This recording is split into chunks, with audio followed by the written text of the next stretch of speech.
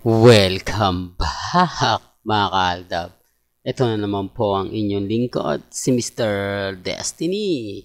At magbibigay po tayo ng pinakamainit na update po ngayon sa social media. Marami pong nagre-react ngayon na magulo nga po raw at talagang nililito nga po sila ni Maine Polkerson. Saan ka naman po kasi makakita na dalawang post, isa sa Singapore, isa sa Pilipinas, di po ba? Hindi mo alam tuloy kung sino yung uunahin mo na i-like, i-share, di po ba? Gayong parang may mali naman ata sa mga post ni Mengay. Pero syempre hindi mo po pwedeng questionin si Maine Polkerson. Hindi mo po pwedeng sabihin na mali ang post ni Maine Polkerson, di po ba? Alam niyo, sa totoo lang po, ang daming mga lapses, ang daming mga katanungan na talagang si Maine Polkerson lang ang po pwedeng makasagot sa mga katanungan ng mga R-Main at Main fanatics, di po ba? Dahil si Alden Richards magmamala ala ninja moves na naman na pupunta ng South Korea, mga kaaldab. Ito yung aabangan nyo, di po ba? Ito yung titignan natin dahil sabi ko nga po sa inyo sa channel po ni Mr. Destiny, lahat po ng mga gusto nyong mapanood, mapakinggan, kampante lang po kayo. Dahil sa dami ng mga ebidensya at resibo na ilalabas natin, sa dami ng mga posts na ibabato natin, kampante lang po kayo. Maging matatag. Di po ba? Sa dami ng mga sinasabi ng iba, sa dami ng mga komento, totoo naman po, hindi mo na alam kung sino yung nagsasabi ng totoo at nagsasabi ng fake news. Di po ba? Baka nagugulat kayo, Mr. Destiny, nandito lang naman po si Mengay. Ano itong post niya? Marami kasi nagpunta raw po sa Coldplay Singapore para nga po daw mapanood. Ganyan daw po ka-addict si Maine Polkerson. Oo, aminado na tayo na pagdating sa Coldplay talagang numero 1 yan. Di po ba? Pero pansin nyo po ba na parang may mali? Di po ba?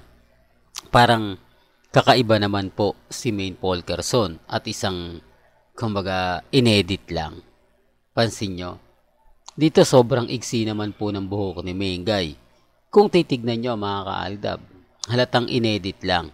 Pero syempre nasa Singapore talaga yan. Hindi naman po pwedeng wala yan dyan dahil yan nga po ang pinaka-meeting place para lang po masabi na nasa Singapore siya. Yung pala nasa South Korea na. Di po ba? Alam naman po natin na bitin sa bakasyon sila Mengay at si Alden. Kaya nga po ngayon sila magse-celebrate sa South Korea, mga kaaldab. Ito daw po yung mga pinakamagandang panahon kung saan nga po February. Dahil January nga po daw sobrang, alam na, di po ba? Sobrang lamig. Pero mas medyo maganda-ganda nga po raw itong pagsapit ng February. Base po mga kaaldab sa mga nagre-react dahil nga po ito'y araw ng mga puso. Oops, issue na naman yan, Mr. Destiny. Alam mo, kaya ka lagi nababash. Kaya ka lagi na pag-iinitan sa mga sinasabi mo, sa mga pahayag mong wala naman daw pong katotohanan. Na sila Mengay nasa Singapore, si Alden magmamalanjinja moves sa South Korea. Hindi ko naman natin to dapat malalaman. Wala naman po siguro makakaalam yan. Pero nadudulas po si Alden sa sarili na niyang bibig. Pero magaling siyang kumambyo. Ito yung lagi yung pinapaliwanag. Kung matatandaan nyo dati, kapag ka nagka-countdown noong 2019, 2020. Real talk to hanggang 2021 ata. 2020, 2018, 19, 20. Madalas pong madulas si Alden Richards. Ito yung mga panahon na New Year countdown, lagi nandyan si Alden Di po ba? Pero ngayon, wala na. Parang nagmistulang, alam nyo na. Di po ba? Tapos, ang All Out Sunday, pansin nyo? Hindi, para lang klaro, pansin nyo po ba? Hindi na rin siya gaanong, kumbaga, dumadalo, hindi niya na ganong pinapasyalan. Ang dami na kasing artista. Di po ba? Punong-puno na kasi ng artista ng Sparkle Artist Center. Kaya nga po itong Pulang Araw. Hindi ko naman to pinopromote. Gusto ko lang po updated kayo. Yan naman po yung kagandahan sa channel ni Mr. Destiny. Lahat po ng mga gusto nyong mapanood, mapakinggan, pabor man o hindi, ina-update ko. Kaya nga po ng pagkukuha ba naman nila yung mga artista. Kaya nga po yung dating talent ng GMA Artist Center biglang nawala. Hindi po ba pinalitan ito ng GMA Sparkle Artist Center, na kung saan nga po si Alden Richards yung naging mentor at si Annette Goson nga po yung naging chairman. Hindi po ba? Doon pa lang may mali na. Siyempre kailangang i-promote yan. Sayang lang ang kinuha mo mga artista kung hindi mo rin magagamit. Although hindi gaanong malaki ang bayad, pero nakapending Hindi po ba?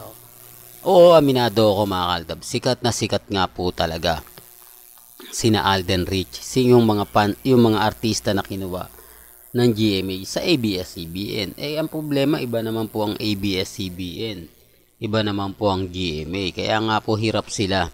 Kaya nga po gumawa sila ng Pulang Araw para nga po maipasok o maisingit yung mga artista nila na wala nag-aanong project. Di po ba? Na although may mga project, kaya lang medyo tago. Hindi masyado napag-uusapan, hindi masyado nakikita. Di po ba? Kaya nga sabi ko sa inyo, may mga bagay-bagay po na mahirap nga po talagang ikomento.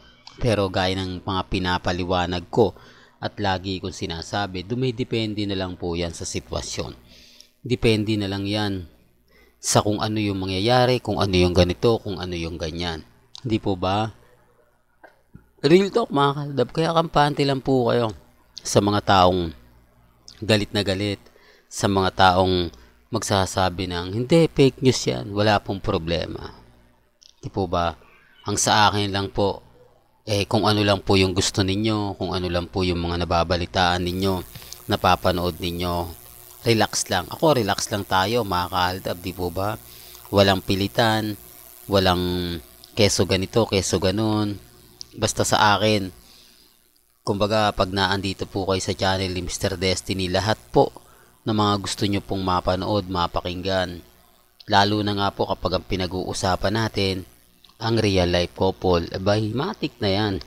Di po ba na pumapabor po talaga sa atin. Kaya nga sabi ko sa inyo, yung mga main fanatics, hindi po nila alam kung ano yung kumbaga post ni Mengay na papaboran nila. Ito bang nasa Singapore kasama si Congressman? Ito nga po bang nasa EAT o Eat Bulaga TV5? Hindi po ba? At ang kaganda naman po, si Mengay lang yung nagpo-post. Si Mengay lang yung nagpapakita. Si Mengay lang yung nagpaparamdam. Di po ba? Real talk mga kaaldab. Kaya sabi ko sa inyo, wag po kayong basta-basta magpapaniwala sa mga pahayag at sinasabi po ng ilan. Although yung komento ng iba, masasabi mo na, nako Mr. Destiny, ano na yan, ganito ganyan. Hindi po ba? Hindi naman talaga nila papaniwalaan Sino nga po ba tayo para sabihin nila na aayon po tayo sa kanila? Kasi kadalasan nga po, 'di ba, binabasag ko sila. Kadalasan nga po kapag nag-a-update gaya po nito, apektado na naman sila. Parang sinasabi ko po raw na wag nang paniniwalaan yung mga post ni Mengay. Sila may sabi niyan, di po ako. Di po ba? At never naman po ko sasabihin na o sisiraan yung mga ganyan. Basta sa akin lang po mga kaaldab, binibigay ko lang po yung update. Binibigay ko lang po yung mga kaganapan. Depende na lang yan sa kanila. Depende na lang yan kung maniniwala sila o hindi. Di po ba?